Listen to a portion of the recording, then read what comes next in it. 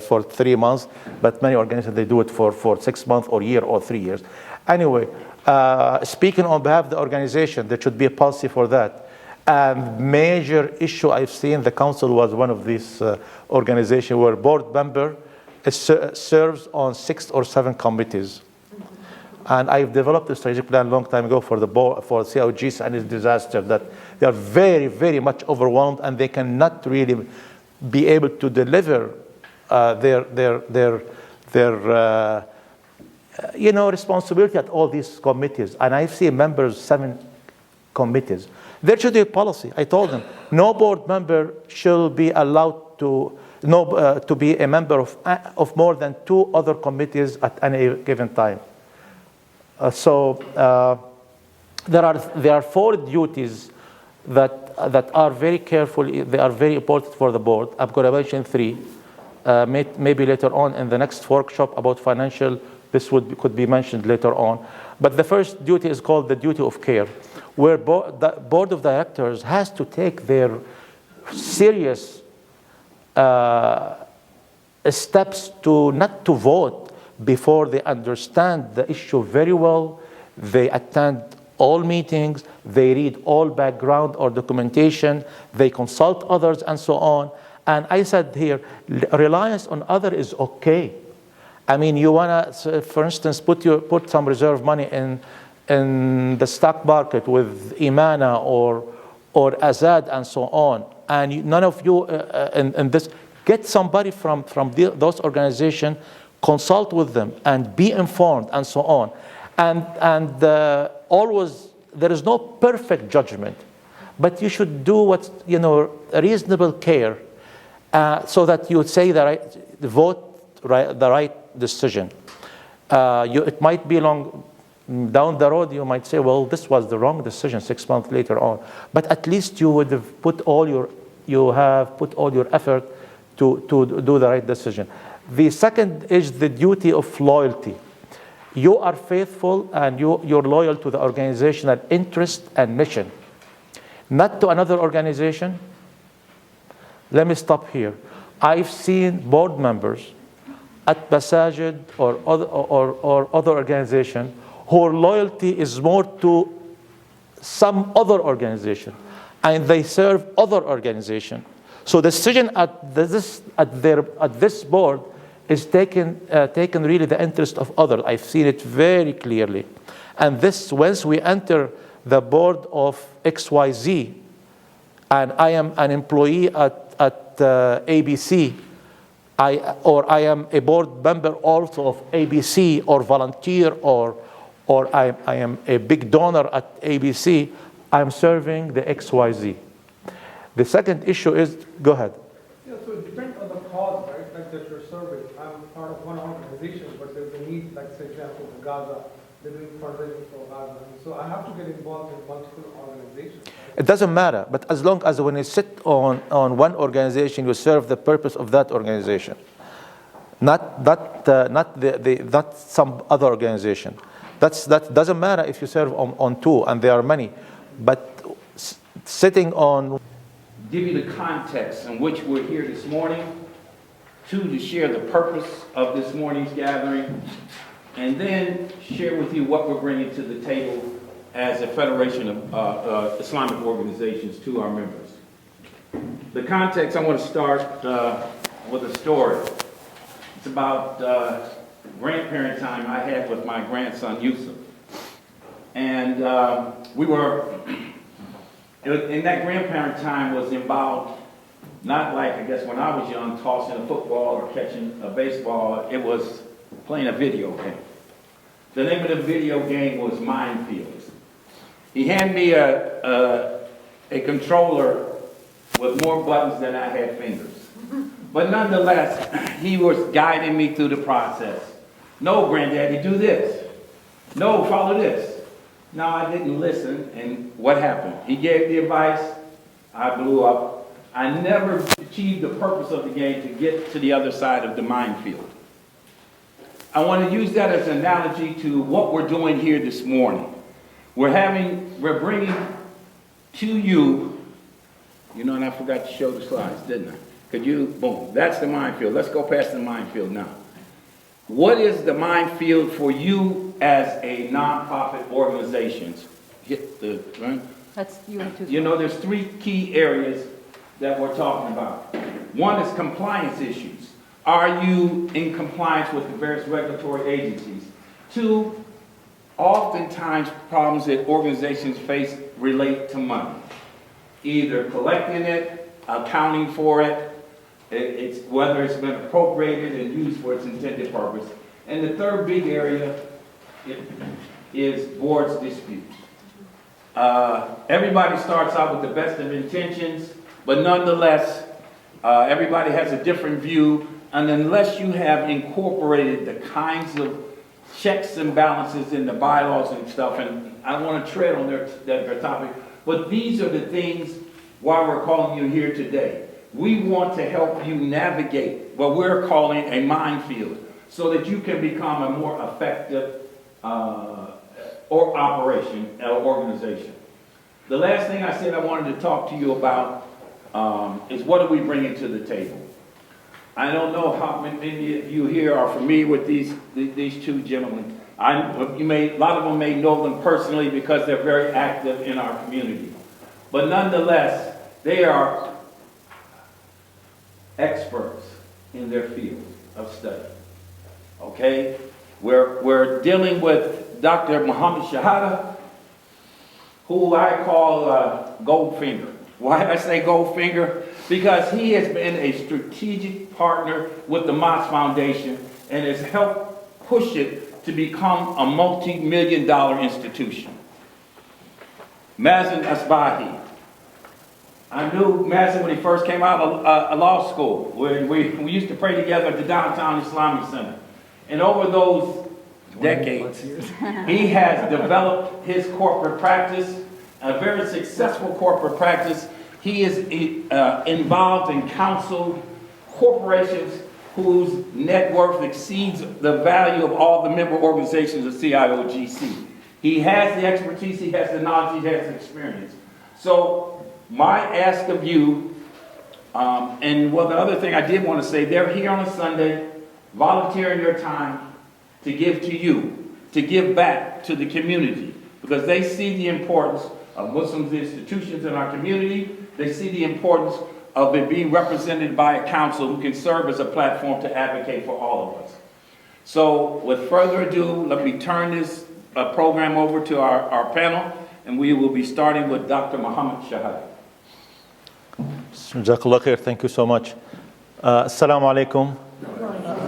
Coming on a Sunday morning means that you care, you want to advance your knowledge, and of course, that we will learn from each other, basically. And the presentation will not be that long, but through discussion later on, question and answer, inshallah, we'll address many issues of your concern. It's 10:27, so I'm given 35 minutes. So basically, I'll try to end by 11 or shorter, inshallah.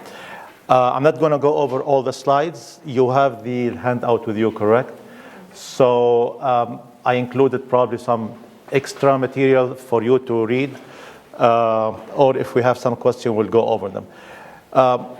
As you know, probably many of you who's involved in the nonprofit field, it's very vast in the US. There are over 1 million nonprofits, and they spend close to $500 billion every year. That's more than the gross domestic product of Brazil, Russia, and Australia combined.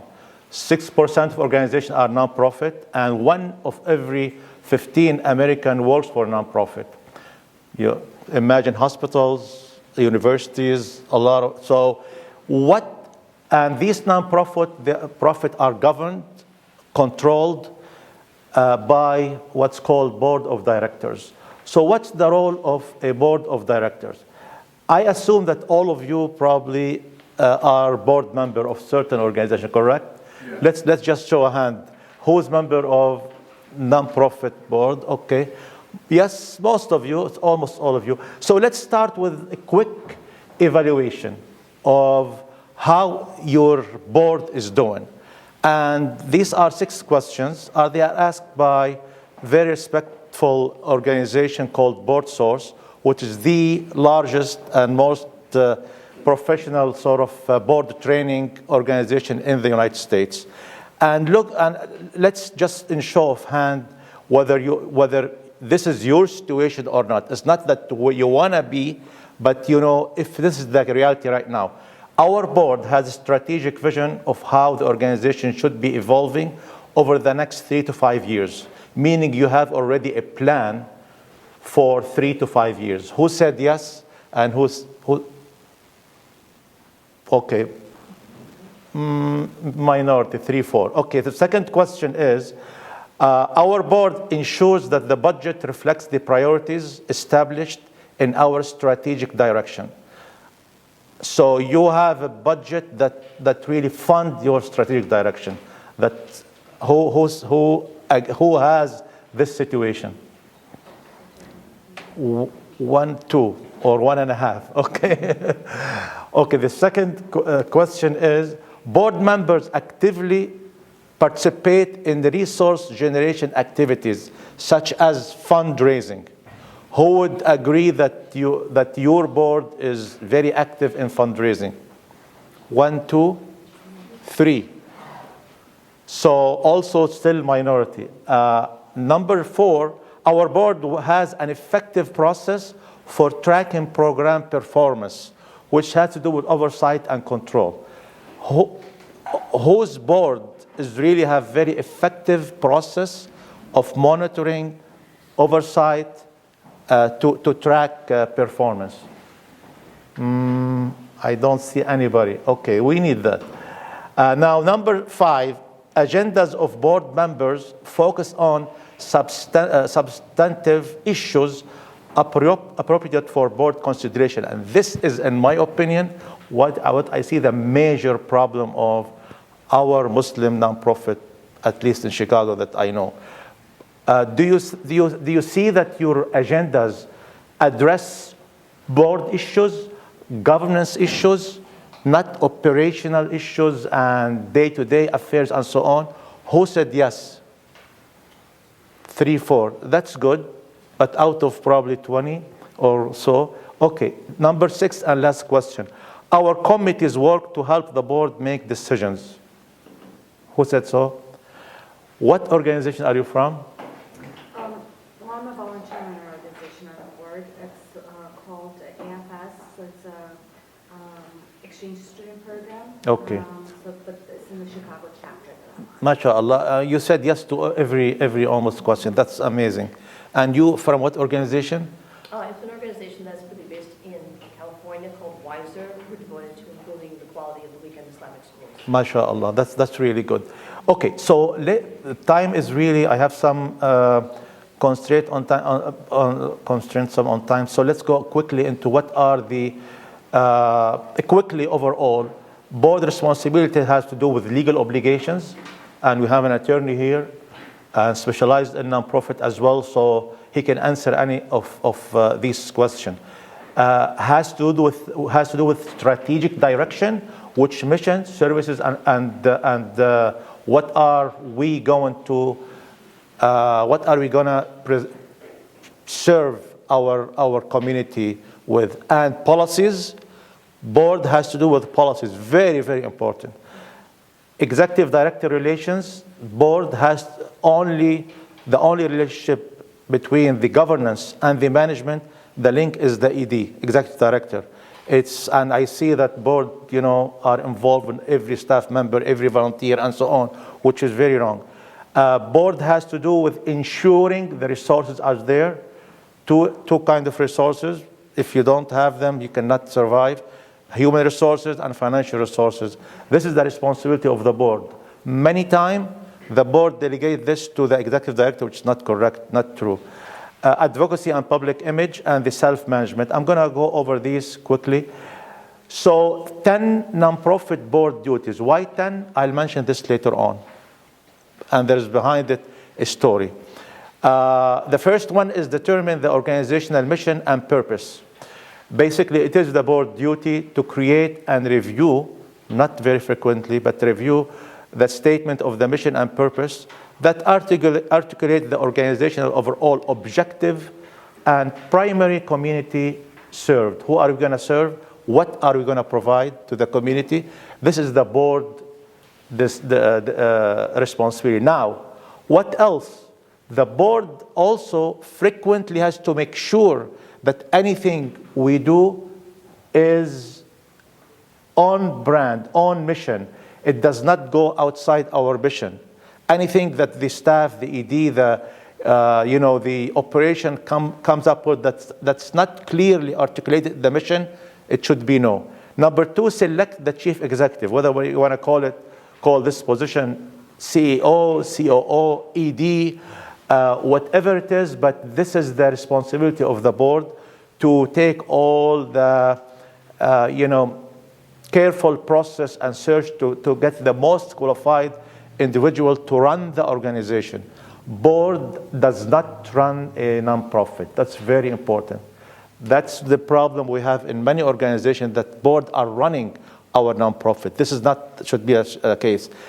And I'll tell you later on another issue about the board ED relationship. Number three is provide proper financial oversight.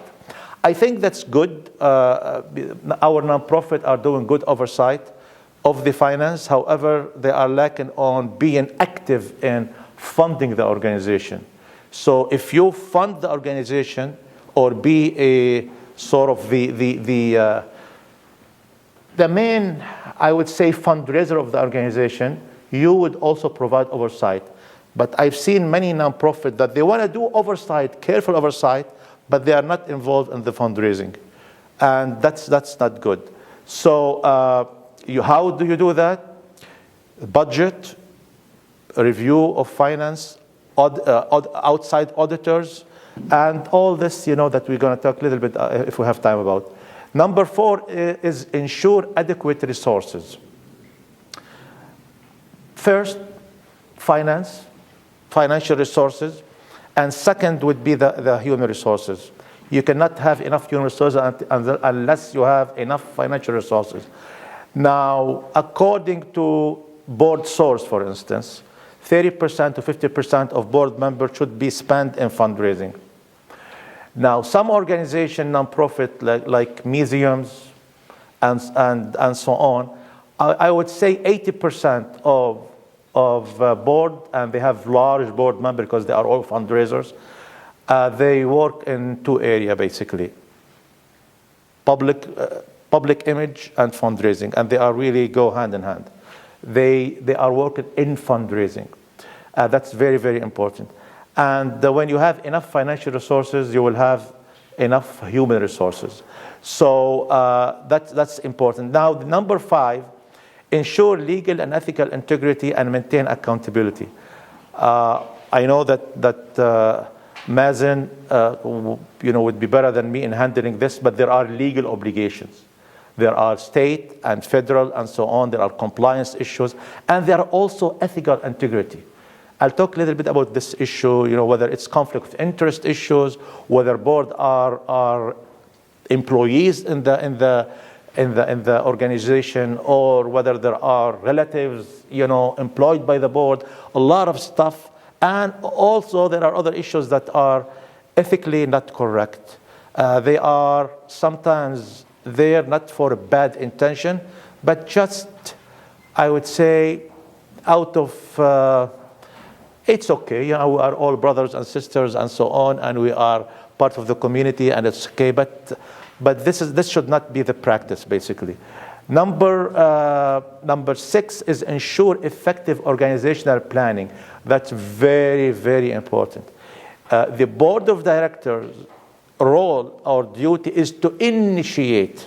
Why I say initiate? Because not every board member are expert in strategic planning. Just like they are not expert in legal areas, not expert or an accountant, but they have to initiate by hiring independent or somebody from outside the organization a little bit, and also being involved directly and getting other people involved, whether they are community leaders, staff, volunteers, in the process of strategic planning.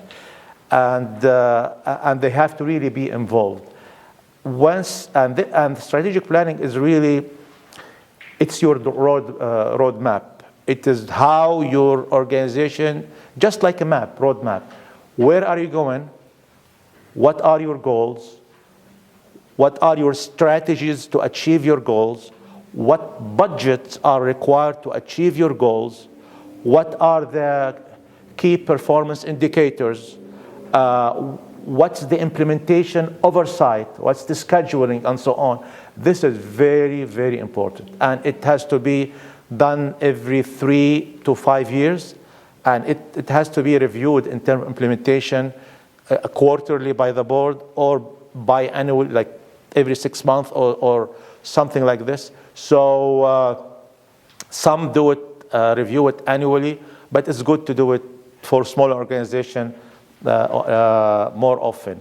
Number 7, recruit and orient a new board member and assess board performance. Board, they self-manage. There's the ultimate authority of a nonprofit is the board. So basically, they have to self-manage their structure, their membership, their operation, and so on. So I'll talk later on, but 80% of boards in the United States, they are not elected, they are not appointed. Members select other members. I'll talk about this a little bit later on. So you have to be able to get the right team on board, have the different type of skills and expertise. You just don't get all board members that represent, like let's say, certain age group or certain ideology or certain even all of them are professional in legal or all in accounting. As you have to have legal expertise, financial expertise, fundraising, community relation, media, so that you have somebody to really advise on every issue. Now, number 8 is enhance the organizational public standing, which is definitely board should be able to speak on behalf of the organization, should be able to enhance its image, public relation, speak about its mission, its future vision, and so on.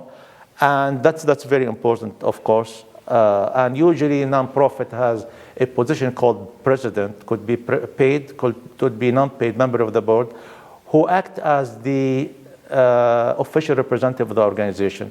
And this president usually is not involved in operation. That's other than the executive director. And other organizations at both are fine. The chairman is the same as the president. And some organizations, the president is not a board member and full-time staff, which is all valid and so on. Number 8 is determine, monitor, and strengthen the organizational program and services. Of course, the board determine the missions and make sure that the programs are within the mission and they are effective, they have impact. The board should be able to focus on measurable outcome, contract with outside evaluation, and so on and so forth. The last one, which is I've seen an issue with at our nonprofit organization. The board has to support the chief executive and assess his or her performance. The board must ensure that the chief executive has the moral and professional resources and support he or she needs to further the goals of the organization. So the board should support the AD, should really empower the executive director, have ADs well paid, well supported morally and otherwise, and they should ask always the AD, what do you need? Do you have enough money? Do you have enough staff, and so on? But I've seen that sometimes the board and the AD are on different side. They are not on the same side, and the board is really not supportive, but in a way, not all organizations, but some organizations, in a way they are trying to undermine the ED. And this is very bad. And what's the reason for that? Lack of understanding of the role of the board versus the ED. There must be governance versus management. There should be only one member of the board from management who's the ED. I always advise that have your chief executive or ED part of the board. Voting or not voting, doesn't matter. Now, Mazen might say, no, it should not be voting. Legally or so on, I've seen organizations, 40% of their board, very big organization and so on, they are paid. And it's really, it's not illegal, but it's not recommended. However, at least one board member from the management should be in the board. If you say he should not be voting, fine. But should be involved and should really be very active at the board. Now, let me see, I still have 15 minutes, good. So, some of the governance guiding principle, I'm not going to go over everything, but strong board means strong organization. Everything starts from the board, basically. Not everything, let's say, the big picture and the big initiative and the planning and all that start from the board. And I want to say something that these are part of what I've seen at different boards. I mentioned boards are made up of individuals but act as a group. What does that mean? Regardless of your different opinion of the board, once a decision is made, even if it's made 51% versus 49%, this is the decision of the whole board, and no board member should speak against this decision. And this is very important. And boards are responsible for self-management through organization, members, policy evaluation, and so on. Now, board members are to steer through guidelines. You are responsible for putting together guidelines and policies. And you should protect the organization through oversight. And then you would basically volunteer in other areas such as fundraising, such as some implementation of the strategic plan, if so on. But eventually, you set direction through policies and through strategic plan and guidelines. You set oversight, and then you would help in as needed. But these are very, very important issues. I mentioned there is somebody by the name John Carver's policy model, that he said board decision should predominantly be policy decision. Let's not go a lot into this because I don't think time will allow us. But let me give you an example. If management brought to you that someone at the organization sent a letter that says, I need a raise, and I haven't had a raise for 2 years, and if you don't give me a raise, I'm leaving the organization. And this goes to the board. What is the board decision usually is in our situation? Huh? No raise or give raise. Yeah, but this is not the board decision, actually. You take this as what? You take this as an opportunity to do what? To make a policy, to set a policy. So you change every decision. So every decision almost by the board, almost, you should really move into how can this be a policy. Now, for instance, an organization I am with, the human resources, the personnel manual is like maybe 250 pages. It articulates everything. about the responsibilities, the benefits, the vacation, the raises, the evaluations, annual evaluation, and also part-timer and so on. So this probably took a year to adopt, and the board hired an HR company that already has also an attorney to review. Now, anything will go to the board in this regard?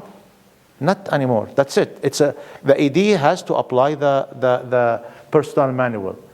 Now, another example is that we have now, and this is very common at our board sometimes, especially the masajid, that Ramadan's coming and we need and the carpet in 2-3 floors need really to be cleaned, and it's going to cost $20,000.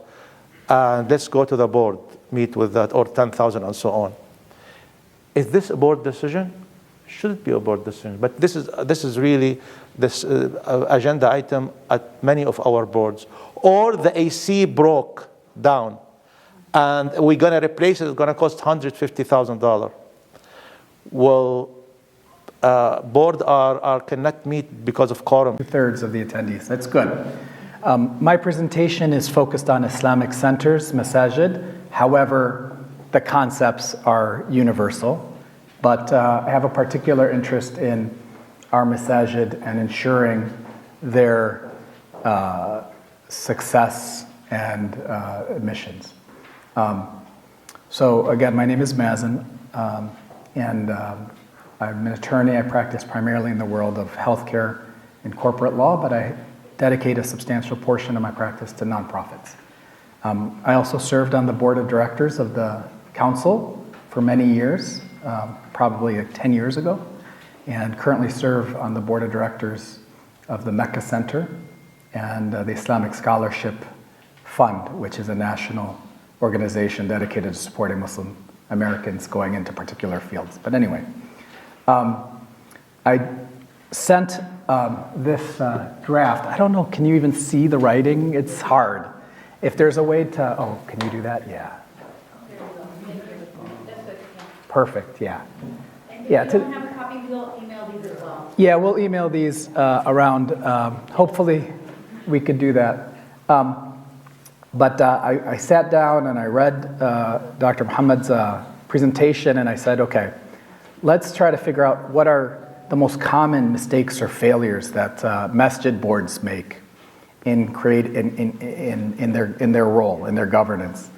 And I came up with this list, and then I sent this list on the WhatsApp to my masjid's board, and I said, if any of these sound familiar purely by coincidence. I didn't get any responses. Alhamdulillah, one of the rewards of this work is to really try to help our masajid that play such an important role in so many lives in terms of keeping them connected to their faith and to their identity. All right, so let's go through this list and how much. I just want to be conscious of our time because I really enjoy the question and answer session more than anything else. So it's 11, so I have 25 minutes. All right, so I haven't timed myself, and this is a new approach to giving this presentation. I generally do slides. But you know, some of these are going to be very similar because if you were familiar, because of they were covered in some respects by Dr. Muhammad's presentation. But let's start with operating under poorly drafted, incomplete bylaws. And I'm going to give examples of masajid, and we could play a fun game of trying to figure out which masjid I'm talking about. But I'm going to try to keep that hidden and confidential, even masajid that I don't have like a relationship with. But let's just say that friends of mine were intimately involved in some of these disputes. So operating under poorly drafted, incomplete bylaws. I think that's number one. Because no matter how good the board members are, their character, their commitment, their professional background, what have you, if the bylaws are messed up, then there are inherent problems that are just brewing in the organization. So, some examples. And I think what happened was, and let me explain why. I think when you had the, migration of our elders from the brain drain from the Muslim world, and they came to the United States. Of course, I'm talking more about the immigrant Muslim community, not the African American Muslim community or those that are indigenous. So I don't make a distinction because they tend not to have similar problems. They have other problems, but not similar to these problems. But I think in the 60s and 70s, when we had our masajid being first formed, everyone wanted to draft a constitution, not bylaws. They called it a constitution. And that's because they're thinking they're creating a nation state, And when you think nation state, you think checks and balances. You think, we want, checks and balances. We can't have a dictator. We're tired of our dictators because we come from Muslim countries where there are dictatorships. So we want to avoid dictatorships, so we're going to create checks and balances within our masajid. Problem is that masajid in the United States are governed under a set of laws, primarily the state's Nonprofit Corporation Act, okay? And you create these bylaws that are intended to create a nation state, even though you're just creating a masjid, but you're excited about the masjid, you think it's a country, and you create this structure that has checks and balances, and the intention is good, but what happens is that inevitably there are ambiguities and contradictions in the bylaws. So, example, large Islamic center, won't mention the state, it's not Illinois, happens to be another one in the Midwest, where they had a board of trustees and a board of directors. The board of trustees was self-perpetuating. The members of that board aren't elected, they're kind of like the founders. And they're meant to really be the protective body. And the day-to-day management was with the board of directors, which was elected, okay? The Islamic Center grew and grew and grew, and it was time to decide to expand. And there was a fundamental disagreement between the board of trustees and the board of directors over whether or not you could move the musalla from where it was to another part of the building when they expanded, because there was a fiqh position that some of them had that the musalla once established can't change, okay? And the board of directors felt strongly that they had a mandate, they were elected by the community to make this decision. And they fought. And of course, it starts with maybe a legitimate issue, but then personal issues get involved. And then so forth and so on. And it went to litigation, and hundreds of thousands of dollars were spent fighting over this issue. And it's so sad. Another community, again, two different boards, regardless of what you call them, whether executive committee or executive board or board of managers, board of directors, trustees, etc. Two separate boards, and they had overlapping authority. And the board of directors, again, most of them were elected. The board of trustees, not so much. And the board of trustees maintained their control over the imam. But the board of directors was mostly involved with the programming and the operations of the masjid, so they developed a very strong working relationship with the imam. And in this case, the imam in this particular other center, it's a different one, something happened, and now all of a sudden the board of trustees loses their trust of the imam, and huge battle happens at the masjid over the imam's continued involvement in the Islamic Center.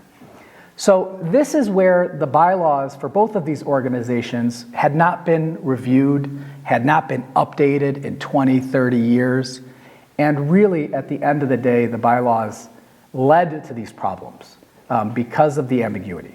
Instead, Islamic centers need to have one ultimate decision-making body. And whether you call it the board of trustees or the board of directors, there really has to be, at the end of the day, one body that makes the final decisions. There is no checks and balances in nonprofit organizations. That concept doesn't exist in nonprofit organizations. That doesn't mean that there aren't delegation of authority to the president or the chair or the executive director or the imam, and we can get into that. So I don't want to spend too much time on any one of these points because I was going to come up with 10 and then I ended up coming up with 17. And there are many more, and some of these are subsections. Anyway, not operating according to the bylaws. So one is having faulty bylaws. The next one is not operating according to the bylaws. I wanted to, at one point in my life, I almost took a position as an executive director of a nonprofit. And one hesitation I had was that I had heard a story that the chair of this is not an Islamic Center, the chair of that organization, this was an Arab Syrian organization. The head of that organization had gotten into a fight with another committee or another person in the organization, and someone said, but the bylaws require this, and his response was, Tuz al bylaws, which in Syrian slang means slap the bylaw. Who cares about the bylaws, right? And I was like, okay, there's no way I could ever work for an organization where the chair has that type of attitude towards the bylaws. And so that was indicative to me of sometimes people's lack of respect or understanding of how critical the bylaws play in any organization's operations and decision making. Why? Because when a board takes a decision or a president takes a decision, if that decision wasn't taken in accordance with the bylaws, that the validity of that decision is suspect and would be challenged in a court, will be the cause of a lot of dispute. And when I say it needs to be taken in accordance with the bylaws, that means following the formalities of notice.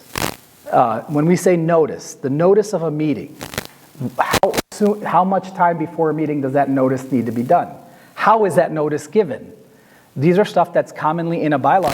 They are critical, and they can be manipulated by a chairperson or a president who wants to rush a decision and not permit adequate deliberation or thought before a decision is made.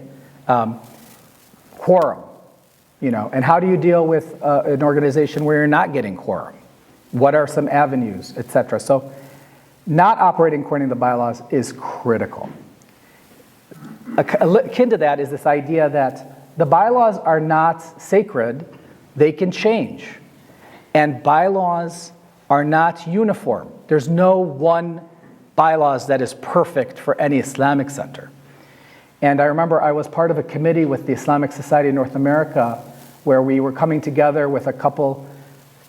I was one of two lawyers, and there were two other sort of more like Dr. Muhammad, like strategic management consultants. Dr. Hassan Bagvi was part of the committee. He's like, a scholar who's done a lot of work around Islamic centers. And, we wanted to draft template bylaws for the Islamic Center in America. And, we never finished the project. And part of the reason, aside from our own failures, is that we really couldn't agree on what a template bylaws should look like for American masajid. Because different communities have different needs, different communities have different cultural expectations. You have some communities that are more imam-centric, and the imam plays a huge role. You have other communities where there are founders who expect to be there for their whole lives and don't want to see. We even have here in this area, I won't mention which masjid, which is a family took initiative to establish a center. And there's no rule in Islam that says that you have to have elections and in a masjid. So they don't have elections. They don't have membership that votes, and the family controls the center. And they have bylaws that are totally legit under Illinois law. And when the father passes away, the sons will inherit, not really, but there's a mechanism for the continued operation of the Islamic Center. Nothing wrong with that. Under Illinois law, there's no rule that requires, at least to my knowledge, in Islam, that there are elections for Islamic centers.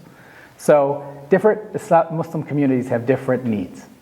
And those needs change as the community grows, as different communities come into the location, etc. Some communities might have an influx of certain immigrants from a different country, etc. So things change, and you need to recognize that bylaws may need to be amended to reflect the changes that the organization is undergoing. Oh man, I'm not even at 3. Of course, failure to keep the mission and vision at the forefront of decision making. I mean, this is so basic and foundational, but it's shocking how often this is not the case. And of course, when we're in a board, it's one we should always protect against personal attacks and assuming the worst intention of your fellow board member, right? And that's an Islamic concept, to not assume a negative intention on your fellow board member for why they may be arguing in favor of a certain decision. But it's hard not to assume sometimes, based on what the decision or argument are, that that person may not be putting the mission of the organization first and may be thinking about, oh, my group needs to maintain control because we, and I'll use a Syrian context, we Damascenes know better than these crazy Aleppans or Halabis, right? I mean, or we Maimans know better than the Punjabis, or we graduates of this medical school know better than the graduates of other medical schools. I won't mention an organization, but there are conflicts over who controls the board based on what medical school you went to. Okay? I won't mention which organization that is, etc. Failure to delegate and micromanagement. Muhammad hit on this a lot, which is that a board is meant to govern, not manage. However, of course, we lack adequate resources in our masajid. There's often an expectation that being on a board means that you are going to be operationally involved in the organization. This is where it's critical to understand distinctions of roles. So what is the distinction between being a board member and being an officer? Are board members officers? Yes or no? Could be. But are they by virtue of being board members? No. This is such a critical point. Just because you're a board member doesn't mean you have executive authority to do anything in the Islamic Center. You don't have the right to tell the staff to move the chair over there because you think it looks better. You don't have the right to tell, the chef not to cook something because you prefer biryani and not, some other dish, nihari or something. Just because you're a board member doesn't give you that decision-making authority. All you have the right to is attend the board meetings, fulfill your duties as a board member, and make decisions as a board.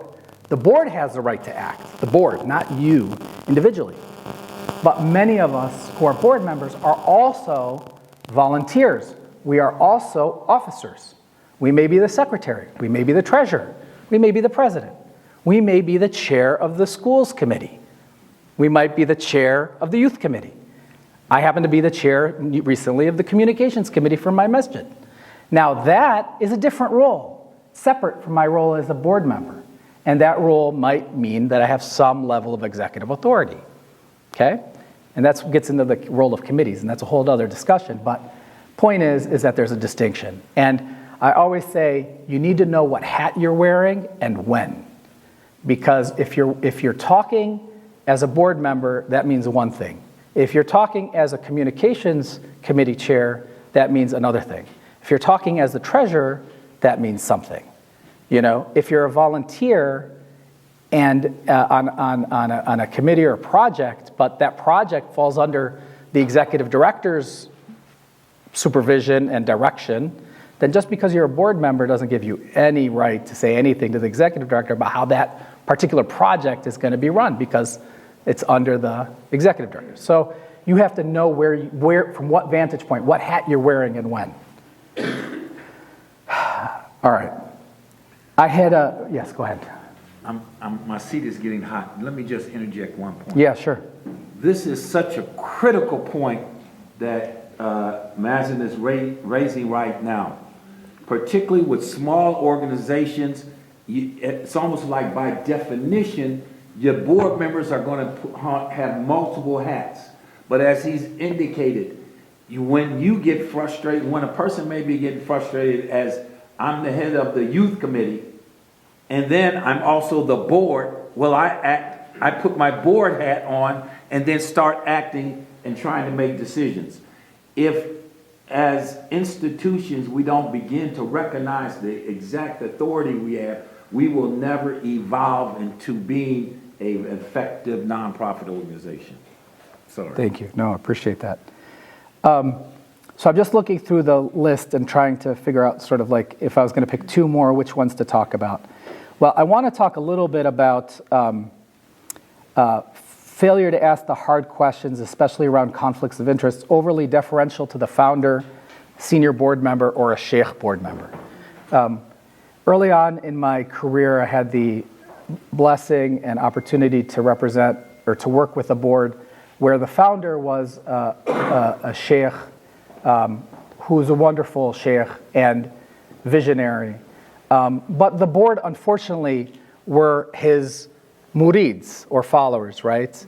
And so it's very difficult for board members to, if they have that type of relationship with the chair and the founder of the organization, to play a real role as a board member for that organization, right? Because it's just wrong. And you'll see that sometimes. And it doesn't mean that this can happen in any context. Like, that's why I say, could be a senior board member. Could be a board member who's been in the community for 30 years, spent half their wealth on building the masjid.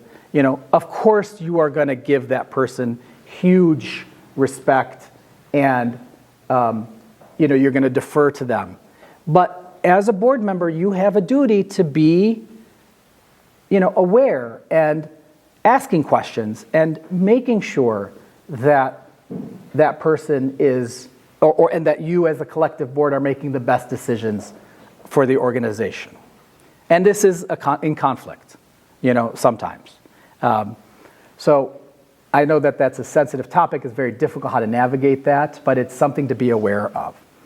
The next one I wanted to talk about was the imam, and this is kind of a highlight for another workshop that the CIOGC is planning and that I'm really excited about in a negative way because it's a difficult topic to discuss and it's hard. But I'm excited about it in the sense that it's something that we really need to talk about in our Islamic centers, which is the role of the imam and the role of the board and what is a healthy relationship, what is not. We have Islamic centers, mine among them, who've have undergone a difficult period recently over this topic, and it is hard. And Yaqeen Institute, for those who are aware, just published a major report on the role of imams in the U.S. and their issues and their compensation and their contracts and are they happy in their work and what is the nature of their work, etc. I'm on the imam search committee of my masjid, and it's a very fascinating discussion over what is it that we expect of our imams in our masajid. What level of authority? We have in Chicago different models. We have in Chicago masajid where the imam is everything. They're effectively the executive director. The board would never question their authority, etc., etc. And we have other masajid in America where, in this area or in general, where the imams come and go, and they're not given security, and they're not given adequate protection and adequate authority, and so forth. And so it is an interesting from an academic perspective, but it's real in that it's affecting the quality of our masajid and, of course, the quality of life for our imams and what makes sense for our Islamic centers. So I know that we plan on exploring that in great detail, inshallah, with the benefit of imams and board members who, and hopefully I'll help provide some legal insight into some of the issues, but that is something that is very important. There is this excellent outline, and I have to commend the council on finding it. I have not seen this before, but this, you've all heard of Maulana Robert? Maulana Robert is, he developed Robert's rules, and he was, a genius in that he took what were parliamentary procedures and made them into like systemic.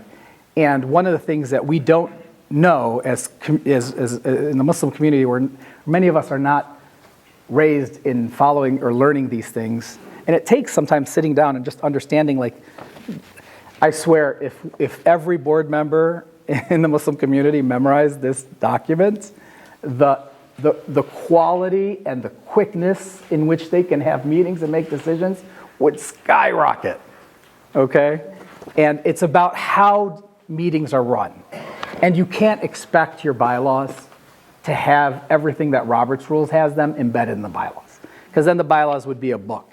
And it's not like you need everything in Robert's Rules to be knowledgeable of until you need it.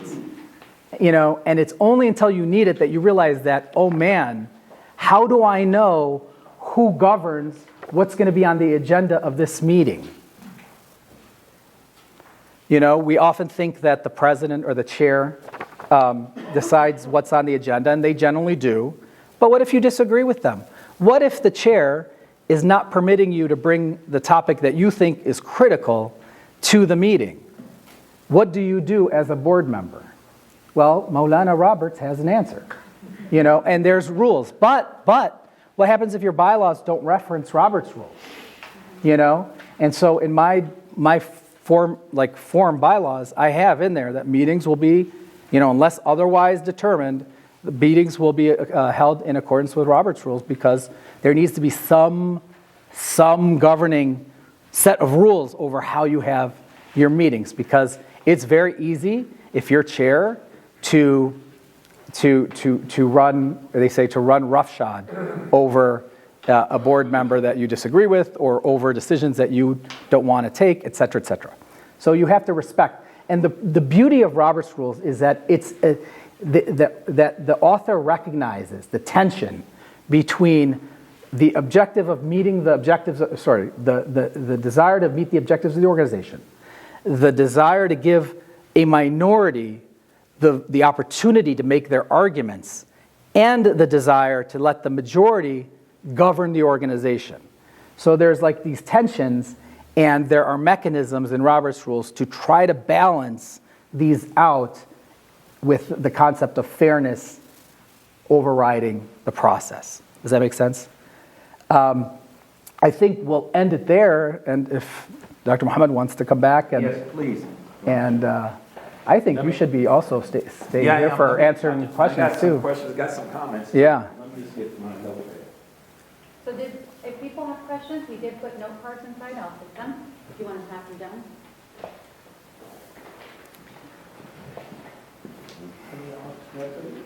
You can, I think,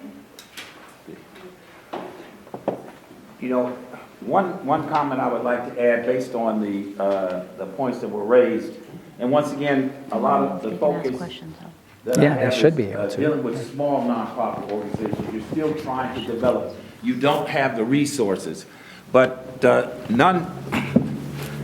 nonetheless, it's very important to have a budget, and it's important to follow the budget.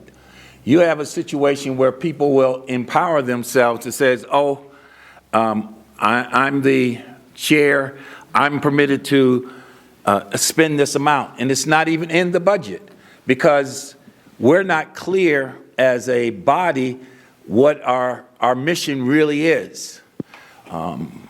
And one further comment that impacts that is, and it was mentioned by Dr. Shahada, is that it's very important to be clear on what your mission is, and then balance that against the resources. I mean, we all want to save the world in some fashion. Whatever your mission it is, oftentimes is beyond your immediate capacity. So you have to identify and prioritize what things are you going to do, no matter how bad you want to achieve the others. All right, let me ask the questions of our panelists, and then, all right, so they don't have to be troubled then. I go behind this so we All right. Mazen, let me direct this to you. What takes precedence, the bylaws or, as they say, Maulana Robert? The bylaws. If the bylaws have a particular provision in there that would otherwise be different than Robert's rules, it would take precedence. Of course, Robert's rules doesn't play a role if it's not referenced in the bylaws. So Robert's rules is an independent set of rules that are not obligated by the organization to utilize if there isn't some formal connection of those rules to the organization. For example, reference in the bylaws that you'll abide by it. So there are default rules under the nonprofit corporation statutes that will help guide a situation in which the bylaws don't provide a mechanism for resolution, if that makes sense. Can you say that part again about the statute? Yeah, so the nonprofit corporation statute is like a backstop. If the bylaws don't address something, like for example, the rights of members, or let's say it's silent on the use of the word, a quorum, for example, which would be unusual. The statute has default rules that would apply. It's called a nonprofit.